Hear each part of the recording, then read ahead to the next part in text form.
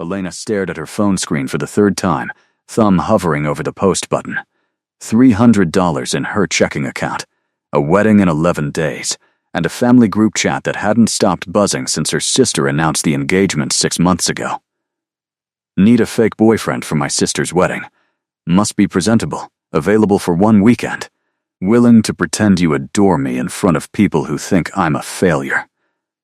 Pay negotiable, but I'm broke, so manage your expectations. She almost deleted it. Posting something like this on a local favors app felt desperate, embarrassing, the kind of thing she'd judge someone else for doing. But desperate was exactly what she was. Her mother had already asked twice if she was bringing someone this time, the way she always did, like Elena's single status was a personal failing that reflected badly on the whole family. Her phone buzzed before she could change her mind and pull the post down. A reply. Already I'm interested. When and where? No name attached. Just a username. M. Black and a profile picture so dark she couldn't make out a face, just the suggestion of sharp cheekbones in shadow. Elena frowned at it for a long moment. Probably a scammer. Probably some weirdo who'd ask for money up front and disappear. She typed back anyway. It's a wedding, not a hostage situation. Saturday after next. 2 days. Actually rehearsal dinner Friday. Ceremony Saturday. You'd need to act like we've been dating a few months. My family is. A lot. Define a lot. She laughed. Actually laughed. Sitting alone in her kitchen with the lights off because she was trying to save on electricity. My sister is marrying a surgeon. My mother thinks I peaked in high school. My father will ask what you do for a living within the first 10 minutes and judge you silently for the rest of the night if he doesn't approve. I think I can handle that. You don't even know what I look like. Send a picture. Or don't. Doesn't change my answer. Something about the bluntness of it unsettled her, but not in a bad way. Most men on apps over-explained themselves, padded their messages with compliments that felt rehearsed. This one just answered the question and waited. They agreed to meet at a coffee shop 2 days later, a public place, because even desperate didn't mean stupid. Alana got there 15 minutes early and chose a table near the door, the kind of seat that let her watch people come in without looking like she was watching. At 6:58, a man walked through the door, and the entire shop seemed to shift around him. He wasn't loud about it, didn't announce himself with confidence the way some men did, chest out, scanning the room like he owned it. He simply existed in a way that made other people's eyes follow without their permission.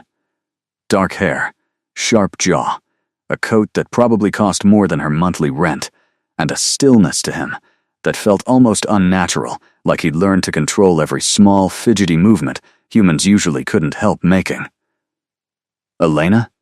His voice was low, quiet, the kind of quiet that somehow cut through the espresso machine noise without trying. That's me. She stood, awkward, unsure whether to shake his hand or just nod. He solved the problem by sitting down across from her, unbothered, like he did this kind of thing every day. Matthias, he said. Just the one name, no last name offered. So, Elena wrapped both hands around her cooling coffee cup. You actually want to do this? Pretend to date a complete stranger for a weekend, in front of people who will absolutely interrogate you. I'm good under interrogation. That's a weirdly specific thing to be confident about. The corner of his mouth twitched, not quite a smile. I've had practice. She studied him for a second, trying to figure out what kind of man answers a stranger's desperate internet post within seconds and shows up looking like he stepped out of a magazine she couldn't afford to read. Can I ask why? You don't seem like someone who needs the money. I don't need the money. Then why say yes? He was quiet for a moment, eyes, and she noticed now, they were a strange, pale gray, almost silver under the calf lighting fixed on her in a way that made her feel like he was reading something she hadn't said out loud. Because your post was honest. Most people dress up what they want. You just said it plainly. I respect that. It wasn't the answer she expected. She'd braced for a joke, or some line about needing a date himself, or even a slightly creepy comment about her photo. Instead, she got something that felt almost too sincere for a stranger in a coffee shop. Okay, she said slowly. Rules, we need a story. How we met, how long we've been together, what you do for work, because my dad will ask. Tell them I work in finance. International, it's vague enough that nobody asks follow-up questions. Convenient, it's also true, Matthias said, and something about the way he said it made her believe him completely, even though she had no reason to. They spent the next hour building a relationship that didn't exist. Fake anniversaries, a fake first date at a fake restaurant, fake inside jokes that Elena made up on the spot and Matthias repeated back perfectly, like he'd actually lived them. By the time she left the coffee shop, she had his number saved under fake boyfriend. Do not fall for this, and a strange nagging feeling that she'd just made a deal with someone far more complicated than a man looking for easy weekend cash. She didn't know yet how complicated. She didn't know that the moment she'd hit post, somewhere across the city, a notification had pulled a man out of a council meeting that had been running for 3 hours, that he'd read her words twice, and that something in him, something old and tired and lonely, in ways she couldn't imagine, had decided, immediately, without hesitation, that he was going to say yes. Friday morning arrived faster than Elena wanted it to. She stood in front of her closet for 20 minutes, throwing dresses on her bed in a pile that kept growing, until her roommate Priya leaned against the doorframe with a mug of coffee and watched the chaos with obvious amusement. You've never cared this much about what you wear to a family thing before, Priya said. This isn't a normal family thing. This is rehearsal dinner with a man I met 2 days ago pretending to be in love with me. Elena held up a green dress, frowned, threw it back on the pile. I need to look like someone a finance guy would date. Someone put together. Someone who has her life figured out. You could just tell them the truth. That you're broke and single, and that's fine. It is not fine, Priya. My mother already thinks I wasted my 20s. I'm not handing her more ammunition. Priya shrugged, sipping her coffee. Just saying. Whoever this guy is, he agreed to walk into a war zone for a stranger. That's either very sweet or very suspicious. Maybe both, Elena muttered, finally settling on a navy dress that didn't scream anything in particular, which felt safest. Matthias picked her up at 6, driving a black car that looked like it belonged to someone who'd never once worried about gas prices. He opened her door before she'd even reached for the handle, which felt oddly old-fashioned and made her stomach do something embarrassing. Nervous? He asked once they were on the road. Terrified. My mother once made my cousin's husband cry at a barbecue because he didn't know how to carve a turkey properly. She's relentless. I can handle relentless.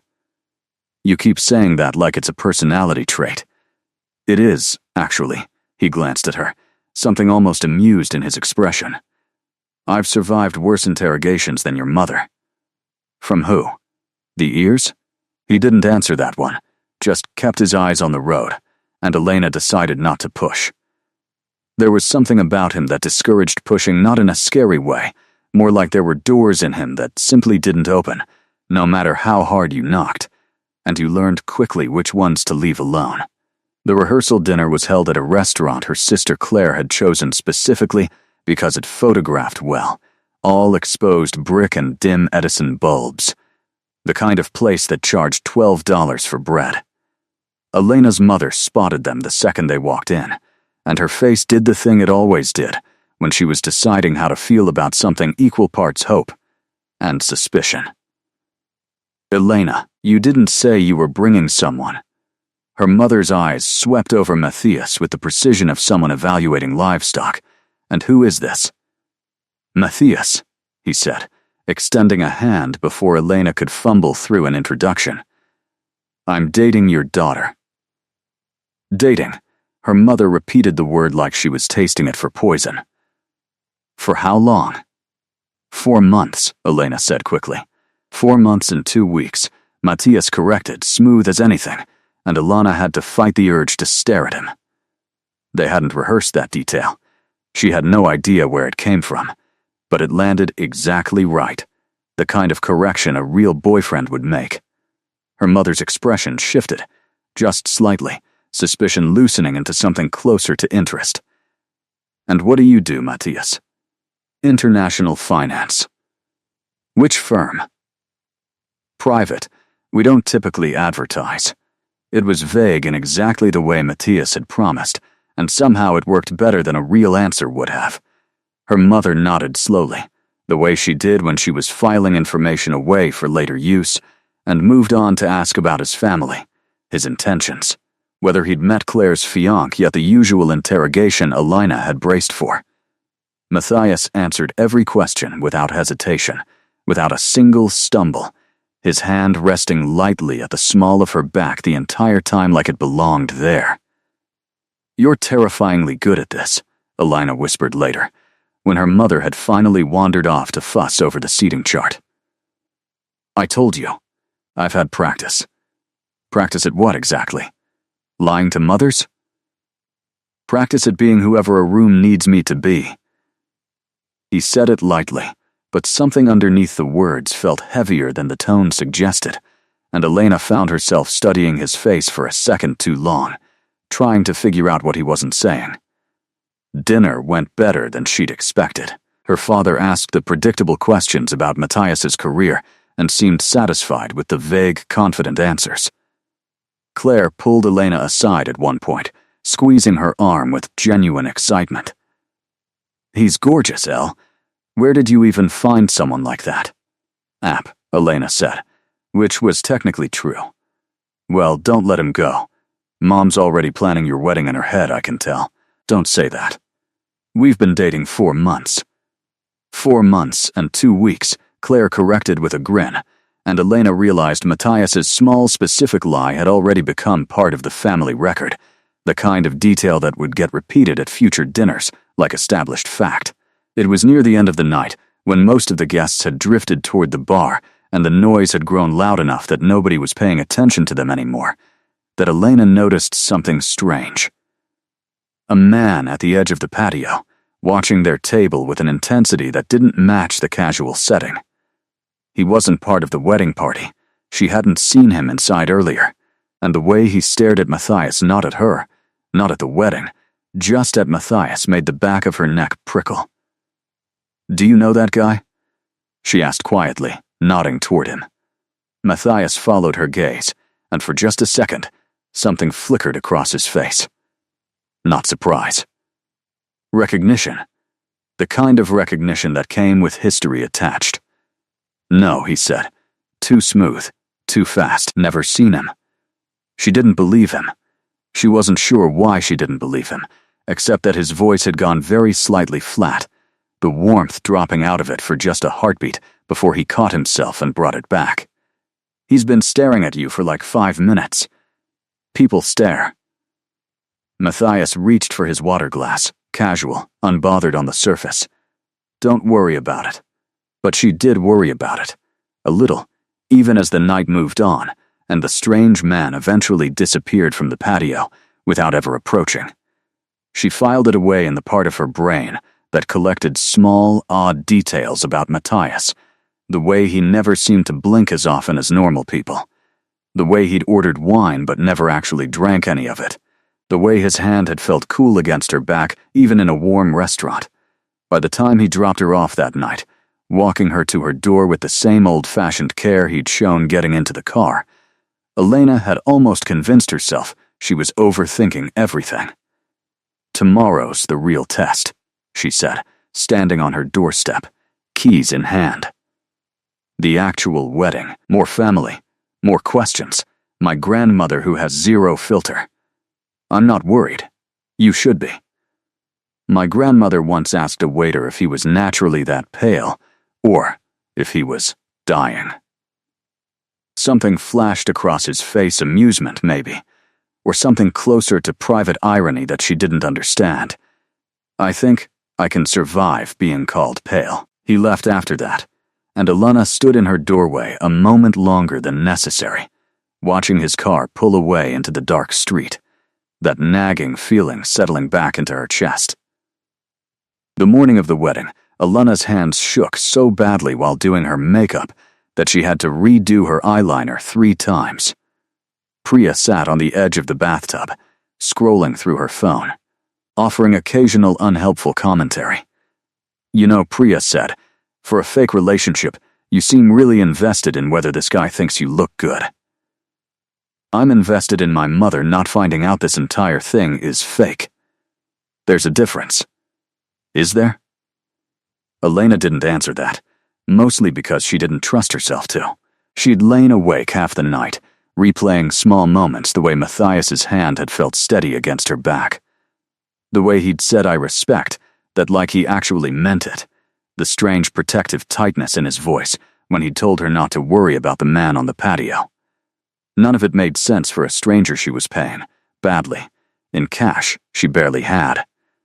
Matthias arrived at noon, in a suit that fit him with the kind of precision that suggested it had been tailored specifically for his body, not bought off a rack and altered. He looked, if anything, more striking in daylight than he had in the dim restaurant lighting, which should have been impossible, given how flawless he'd seemed already. "You look nervous," he said as she climbed into the car. "I am nervous. My grandmother is going to be there. My grandmother has no filter and somehow always knows when something's off. What's she going to ask? Anything. Everything last year she asked my cousin's wife if the baby was actually his. Something that might have been a laugh escaped him, quick and surprised, like he hadn't expected to find it funny, but couldn't help himself. I'll handle her. You keep saying that about everyone in my family like it's a guarantee. Because it is." The ceremony itself passed in a blur of vows and tears, and Claire looking radiant in a dress that had taken 4 fittings to get right. Elena sat beside Matthias, in the 3rd row, his hand resting over hers on her knee, in a gesture that felt too natural for something they'd agreed on 2 days ago, and tried not to think too hard about how easy it was to lean into him. The reception was where things got complicated. Her grandmother cornered them near the dessert table, sharp-eyed despite being 83, studying Matthias like she was trying to solve a puzzle. "You don't blink much," she said, without preamble. "Grandma," Elena started. Mortified. "It's a fair observation," Matthias said, unbothered, like he'd been asked the question 1,000 times before. Occupational habit. Staring contests and negotiations. You learn not to blink first. Her grandmother considered this, then nodded slowly, apparently satisfied, and wandered off toward the bar without further comment. Elena exhaled. "That was too smooth," she muttered. "Nobody has an answer that fast for you don't blink much. I've had a lot of practice handling perceptive people." "You keep saying things like that. Practice, handling people. Like you've spent your whole life managing how people see you." Something flickered across his face again, that same flash of recognition he'd shown the night before. Except this time, it was aimed at her, like she'd accidentally said something closer to the truth than she realized. "Maybe I have," he said quietly. It was during the first dance, while Claire and her new husband swayed under string lights and everyone clapped politely, that the strange man from the rehearsal dinner reappeared. Alana spotted him first, standing near the edge of the venue, half hidden behind a pillar, watching Matthias with an expression that wasn't curiosity anymore. It was something closer to anger. "He's here again," she said, low, just for Matthias. This time Matthias didn't deny knowing him. His jaw tightened, just slightly, and his hand found hers under the table, gripping a little too firmly. "Stay here," he said. "I need to deal with something." "Deal with what?" Matthias, but he was already standing, already moving toward the man with a kind of controlled, deliberate calm that made Elena's stomach twist. She watched from her seat as the two of them exchanged words she couldn't hear, the stranger's face twisted with something that looked like hatred, Matthias's expression utterly still in response. She couldn't sit there. and wait. Whatever rules existed about fake girlfriends staying out of real conflicts, she ignored them, weaving through tables until she was close enough to catch fragments of the conversation, told you to stay out of the human world. The stranger was saying, voice low and venomous. You think nobody's watching? You think the council doesn't know you've been slipping away every few months to play house with mortals? This isn't your concern, Matthias said. It's exactly my concern when you're risking exposure for some careful, Matthias said. And his voice had changed, dropped into something with an edge Elena hadn't heard before, something that made the hair on her arms stand up even though she still didn't understand a word of what was actually being discussed. The stranger's eyes flicked to Elena, standing a few feet away, and something ugly crossed his face. Does she know what you are? That's enough, Matthias said. Does she know what happens to humans who find out? Elena's heart was pounding now, confusion and fear tangling together. What is he talking about? She asked, but neither man answered her. The stranger gave Matthias one last look, full of warning, before turning and disappearing into the crowd, leaving Elena standing there with 1,000 questions and no answers. Matthias, what was that?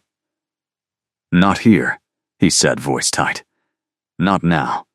I'll explain everything, I promise, but not in the middle of your sister's wedding. She wanted to push, wanted answers immediately, but the reasonable part of her brain reminded her that creating a scene in the middle of Claire's reception would be its own kind of disaster.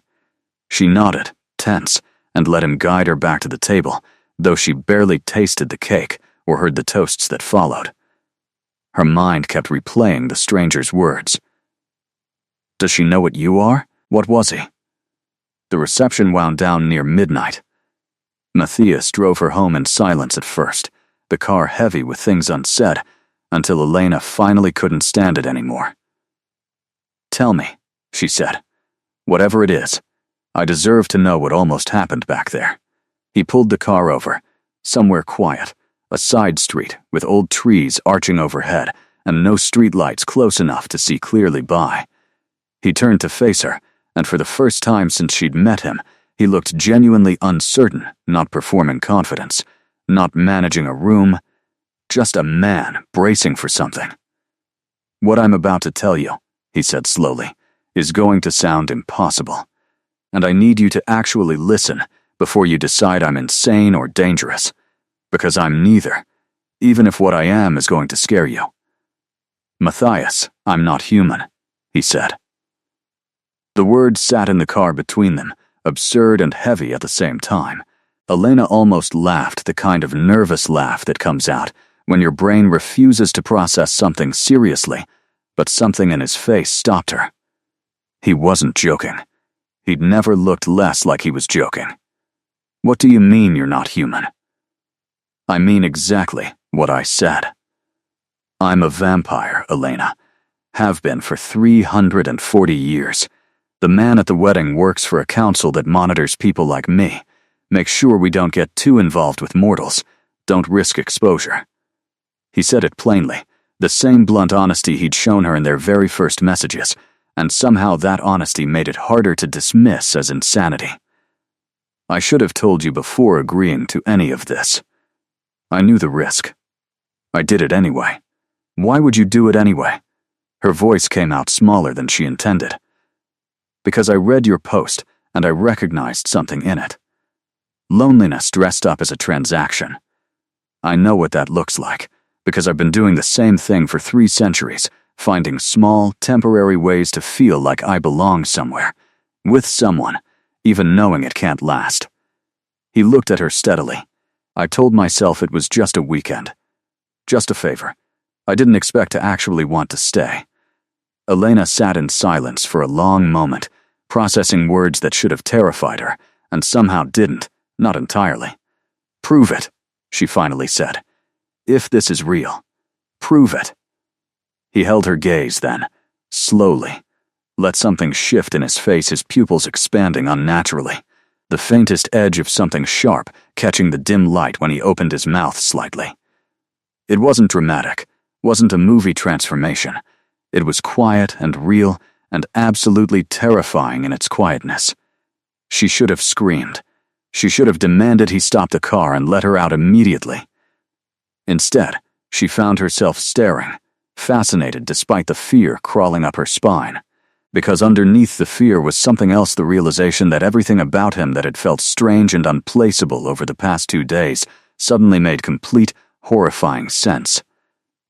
"Okay," she breathed. "Okay, that's okay. You're not running. Give me a minute.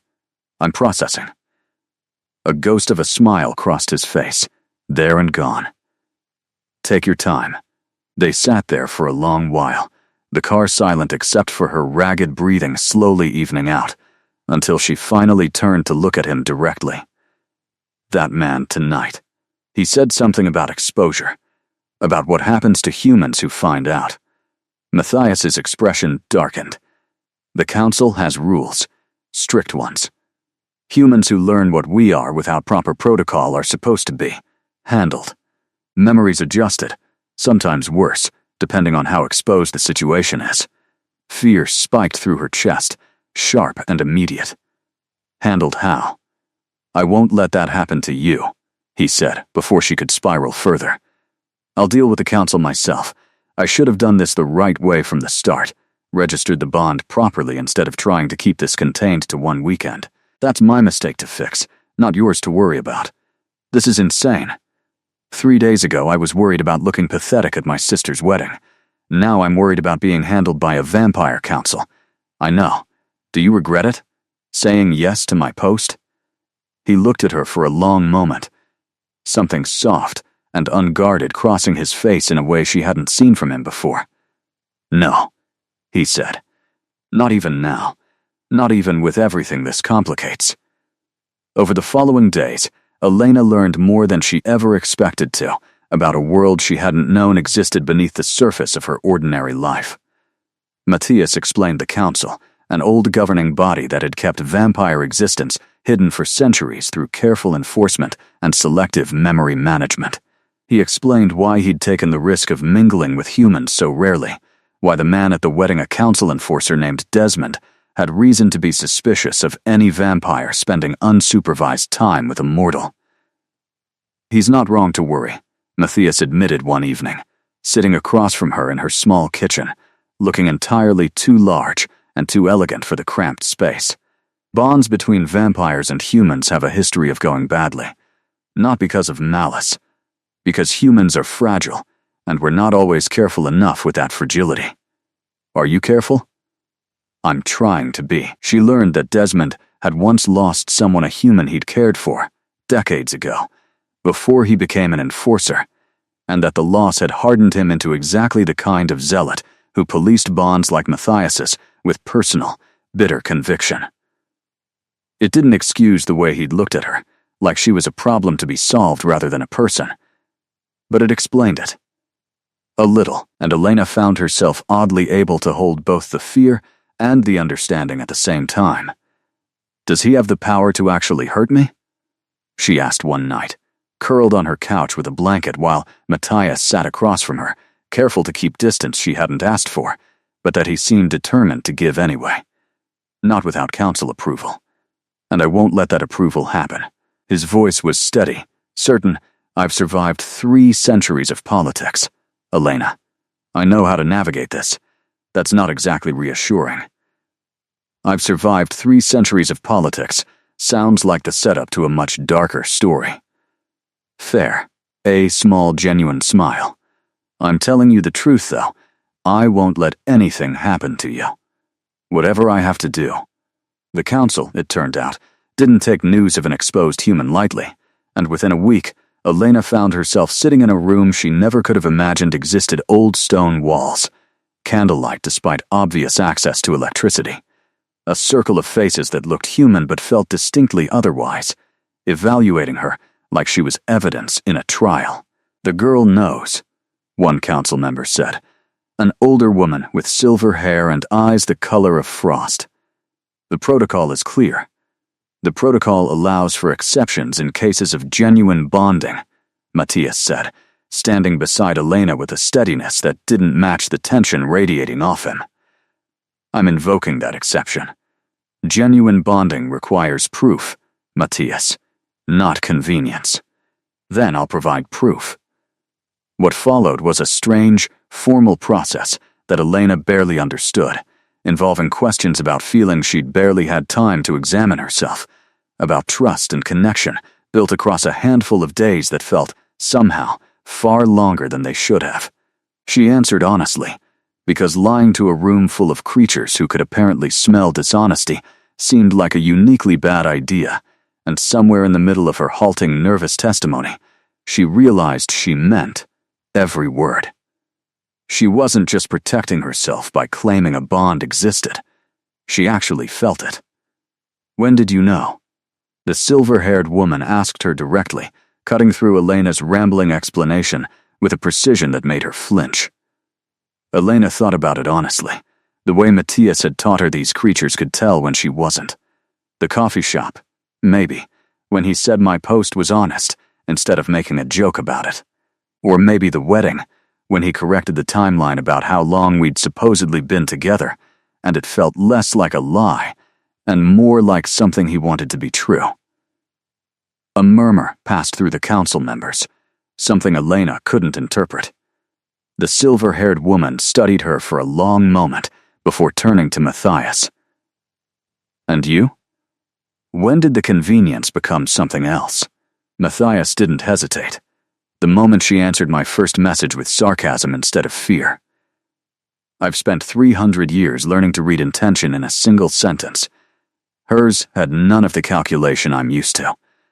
Just exhaustion and honesty and a kind of stubborn hope she probably doesn't even realize she still has. The council's decision came slowly, deliberated behind closed doors, while Elena sat outside with her heart in her throat, Matthias pacing beside her like a man waiting for a verdict that might end everything. Desmond appeared once during the wait, standing at the far end of the corridor, watching them both with an expression Elena couldn't fully read, not quite hatred anymore, something closer to old grief wearing anger as a mask. You think this ends well, Desmond said to Matthias, voice low. It never does. I learned that the hard way. I'm not you, Matthias said. And she's not whoever you lost. Desmond's jaw tightened, something flickering behind his eyes, before he turned and walked away without another word, leaving the corridor quiet again. When the council doors finally opened, the silver-haired woman regarded them both with an expression Alana still couldn't read. The bond is recognized, she said. Conditionally, you'll be monitored, Matthias. Any failure to properly integrate her into protocols will result in immediate reassessment. Understood. And you, the woman said, turning to Alana. You understand what you're agreeing to? This isn't a fake relationship anymore, girl. The council doesn't grant exceptions for pretend. Elena looked at Matthias, found him watching her with something open and hopeful and terrified, all at once, and realized this was the moment where she could still walk away, could still go back to her ordinary life and ordinary problems, and never think about vampire councils again. I understand, she said instead. And I'm not pretending anymore. Haven't been for a while, actually. The months that followed weren't simple. Desmond didn't disappear quietly. He filed complaints, raised concerns, tried twice more to convince the council that the bond was fraudulent, manufactured purely to escape proper protocol. Each time, Matthias fought back with a patience Elena hadn't expected from someone who'd seemed so controlled and contained when she first met him. Each time, the bond held, because it was real, because the strange, accidental beginning of a fake relationship, born out of desperation, and an internet post had somehow grown into something neither of them had been looking for, and both of them needed. There were practical complications, too, learning to navigate a relationship where one of them aged and the other didn't, where ordinary milestones like holidays and birthdays carried extra weight neither of them said out loud, where Elena sometimes caught Matthias watching her sleep with an expression that looked almost like grief. Like he was already mourning a future loss decades before it would ever arrive. "You don't have to look at me like that," she told him once, catching him mid-stare over breakfast. "Like I'm already gone. I'm aware of how I look at you. I'm working on it. Work harder." He laughed. Actually laughed.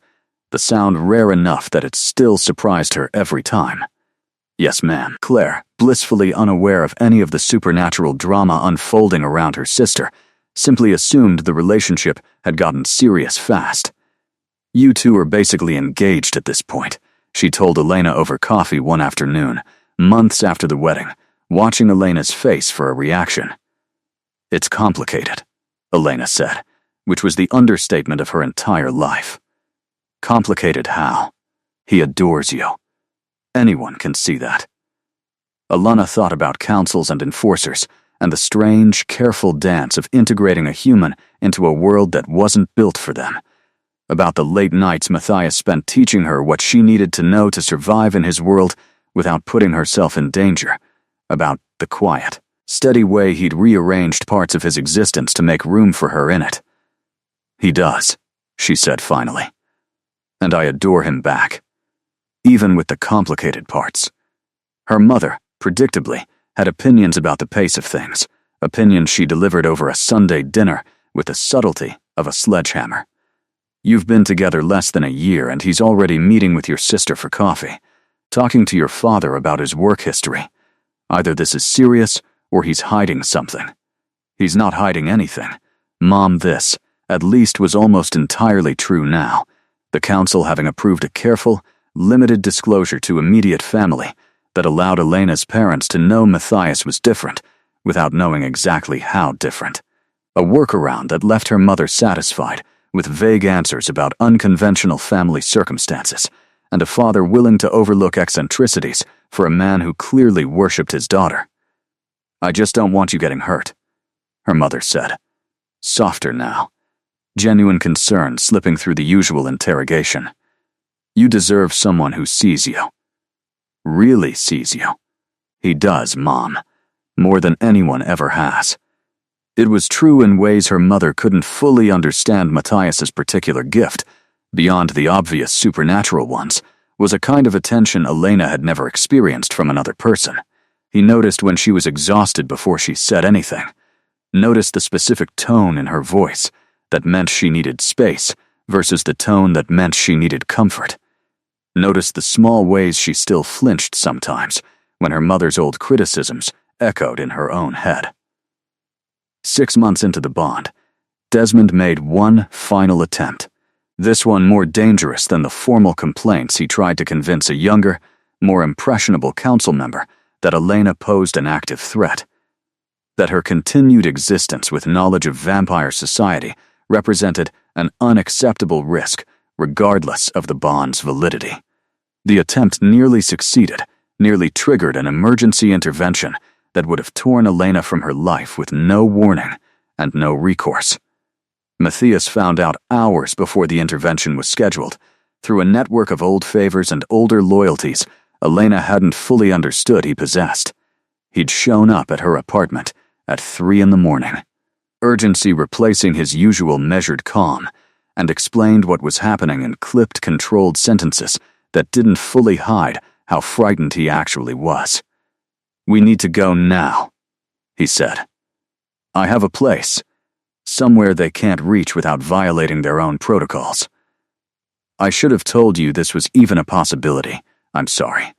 I thought Matthias. Breathe. I'm coming." She was already pulling on shoes, grabbing her bag, trusting him completely in a way that would have terrified her a year earlier, and now felt like the only reasonable response to a man who'd spent 6 months proving, in 100 small ways, that he'd burned down his entire world before letting harm reach her.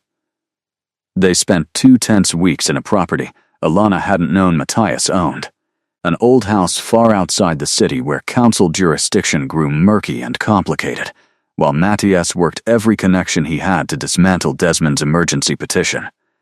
The silver-haired councilwoman, it turned out, had no patience for Desmond's increasingly personal vendetta once she examined the evidence properly, and the petition collapsed under its own desperation.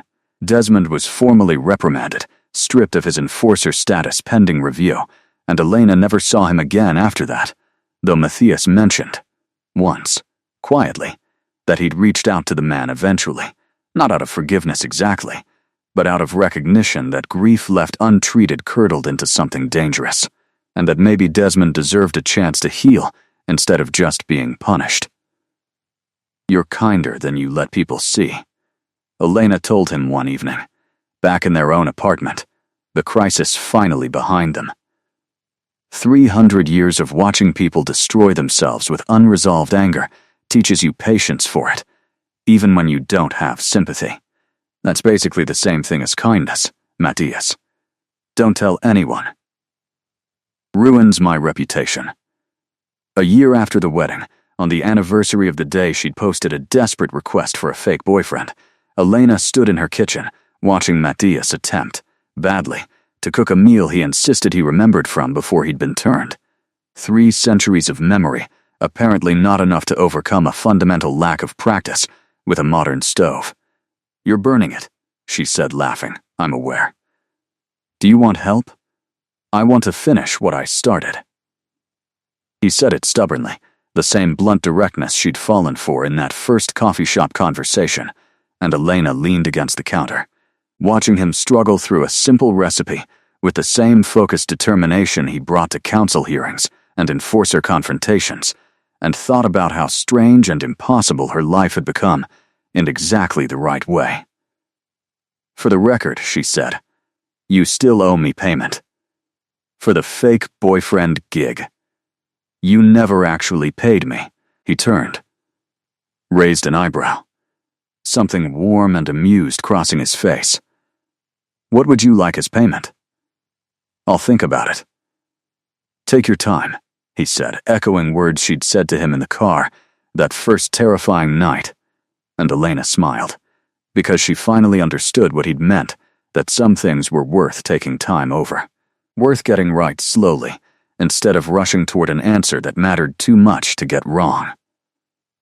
Claire's second anniversary party brought them back to the same restaurant where it all started, the same exposed brick and Edison bulbs, Elena's mother fussing over the same kind of seating arrangements. This time, though, Elena walked in without the careful nervousness of someone managing a lie. She walked in holding Matthias's hand because she wanted to, because 18 months of practiced fiction had become the truest thing in her life. "You two look happy," Claire said, hugging her sister tightly. "Really happy. Not performance happy. Actual happy." "We are," Elena said, and meant it completely. Her grandmother cornered Matthias again near the same dessert table, studying him with the same sharp, unrelenting attention. "You still don't blink much," she observed. "Old habits," Matthias said. Her grandmother considered him for a long moment, then surprised them both by patting his arm gently.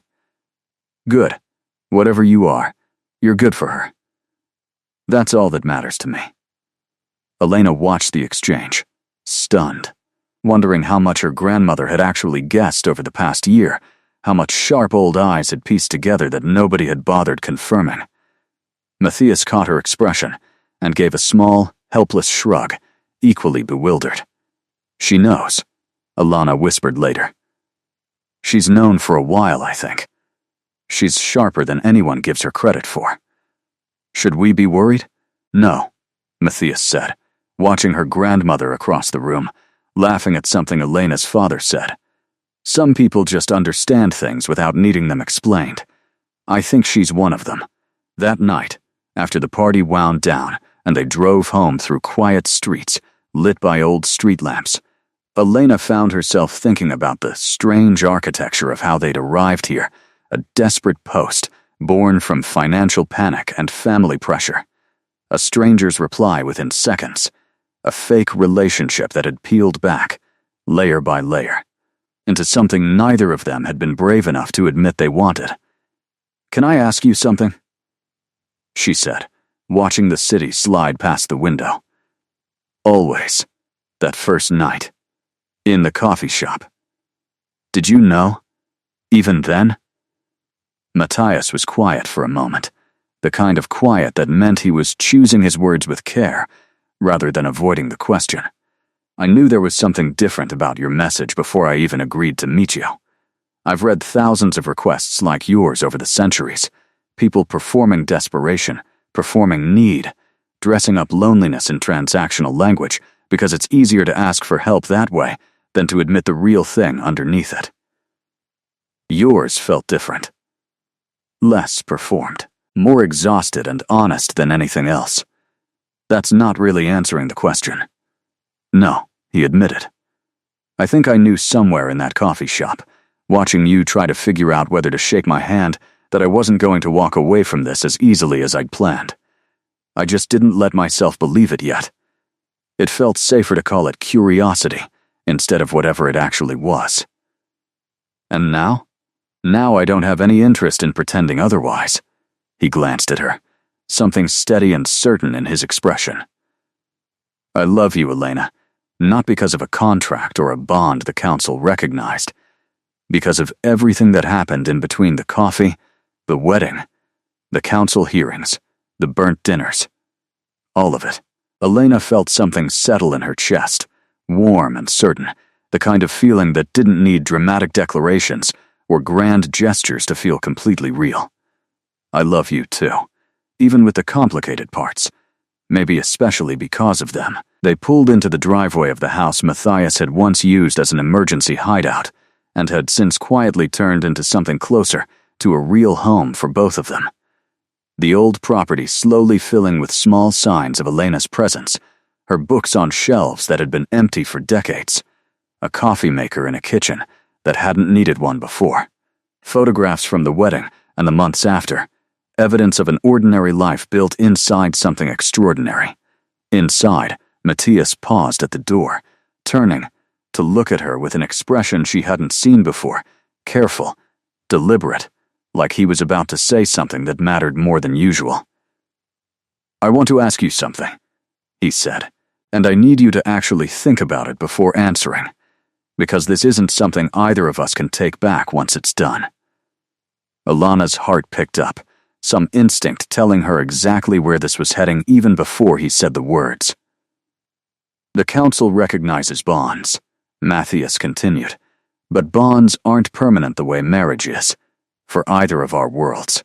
I want something permanent, Elena. I want to ask you to consider becoming what I am.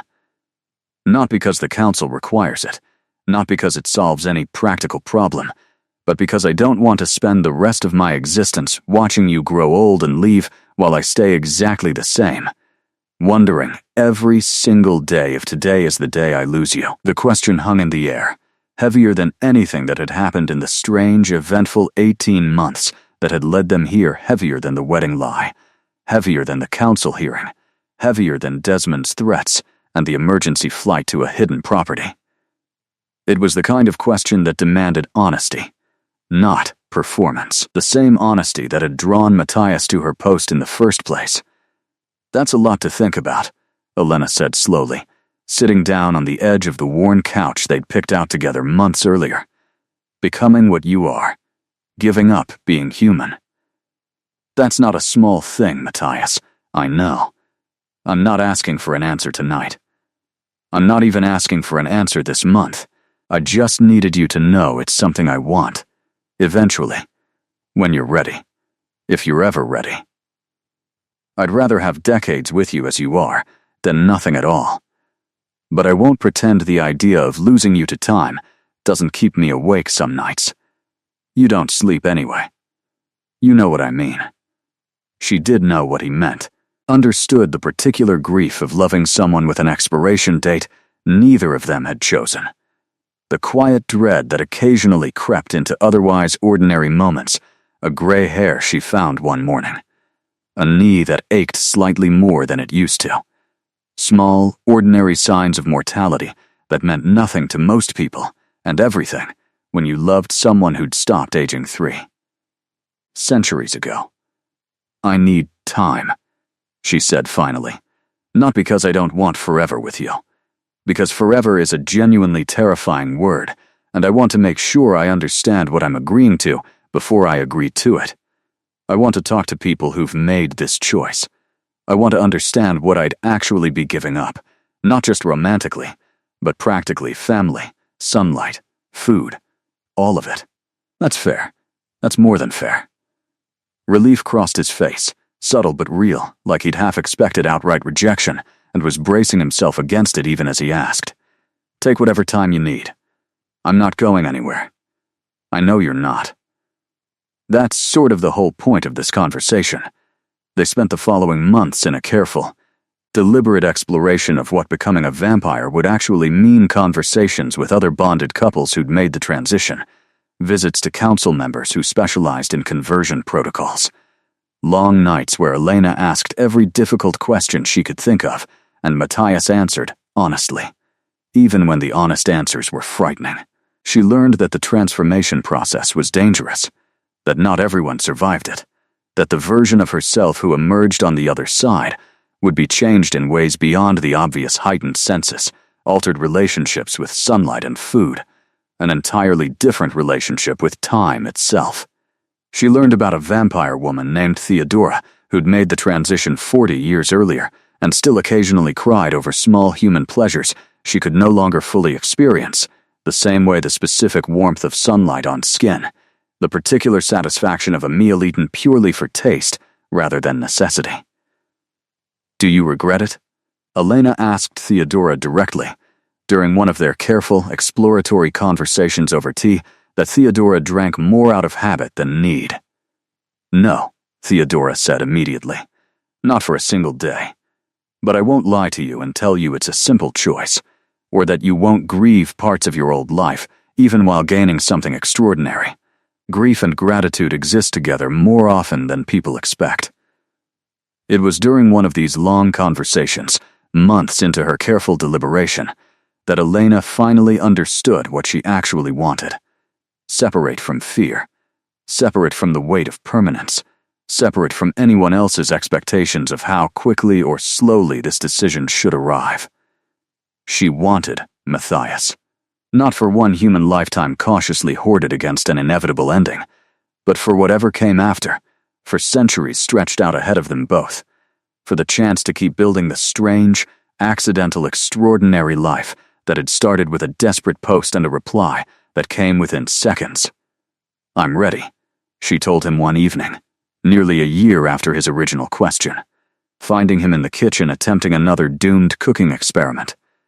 He turned, understanding immediately what she meant without needing clarification. You're certain? Completely certain. I've thought about this more carefully than I've thought about almost anything in my entire life. I want forever with you, Matthias. All of it, the good, the complicated, the centuries stretching ahead that I can't fully imagine yet. His hand cupped her face, something fragile and hopeful crossing his features. You understand what you're giving up. I understand what I'm gaining more. Sunlight is nice, Matthias, but it's not better than forever with you. The transformation is dangerous. There's a real chance you won't survive it. I know. I've read everything. I've talked to Theodora and 3 other people who made this choice. I'm not walking into this blind. She held his gaze steadily. I want this. I'm asking you to trust that I know my own mind. I do trust that, he said quietly. I just love you enough to be terrified of losing you, even to something we both want. Then, be terrified. Just don't let it stop you from saying yes. The transformation happened 3 weeks later, in their own home, with Theodora present as an experienced witness, in case something went wrong. Matthias explained every step beforehand with careful, exhausting detail, how he'd drain her carefully to the edge of death, how his own blood would carry her through the transformation, how the 3 days that followed would be the most dangerous of the entire process, her body essentially dying and remaking itself into something else entirely. Are you ready? He asked, holding her in their bedroom, the lights dimmed low, Theodora waiting quietly in the next room. Just hold me, Elena said. And don't let go. He didn't. His fangs pierced her throat with surprisingly little pain, the bond between them flaring with waves of love and fear and desperate hope that she felt as clearly as her own racing heartbeat. She felt her life draining slowly away, felt herself growing cold and distant from her own body. And at the very edge of darkness, Matthias's wrist pressed against her lips. "Drink," he commanded, voice rough with an emotion she'd never heard from him before. She did. His blood tasted like copper and something else entirely. Something wild and ancient that flooded through her like electricity, her body convulsing as it simultaneously rejected and accepted the transformation happening inside it. The last thing she heard before unconsciousness pulled her under completely was his voice, steady despite everything. "I've got you. I won't let go. I promise." 3 days later, Elena woke to a world rendered in impossible, overwhelming detail. She could hear conversations happening rooms away, could smell the specific individual scent of fabric softener on her own pillowcase, could see every shadow in the darkened bedroom with startling clarity. "You survived," Matthias said, sitting beside the bed, looking like he hadn't slept in the entire 3 days, which, she realized slowly, he probably hadn't. "I survived," she confirmed, her voice sounding different to her own ears, clearer somehow, sharper. "How do I look?" He helped her to the mirror, and Elena stared at a face that was unmistakably hers, but somehow more sharper cheekbones, eyes that had shifted from ordinary brown to something with flecks of gold she'd never had before, skin with an almost luminous quality under the dim bedroom light. "I'm beautiful," she said, surprised, the observation slipping out before she could stop it. "You were always beautiful," Matthias corrected gently. "Now you just see yourself a little closer to how I've always seen you." 5 years after she'd first posted a desperate request for a fake boyfriend, Elena stood in the same garden where she and Matthias had spent countless evenings since the transformation, watching the sunset filtered now through specially treated glass that let her enjoy the color without the burn paint the sky in shades she could finally appreciate with her enhanced vision. "Do you ever think about how this all started?" she asked, leaning against him on the bench they'd added years ago. "Constantly," he admitted. A desperate post. A reply within seconds. "I think about how easily I could have scrolled past it, how easily you could have deleted it before I ever saw it. But we didn't." "No," he said, pulling her closer as the sun dipped below the horizon. "We didn't. And that, despite everything complicated that followed, was the best decision either of us ever made."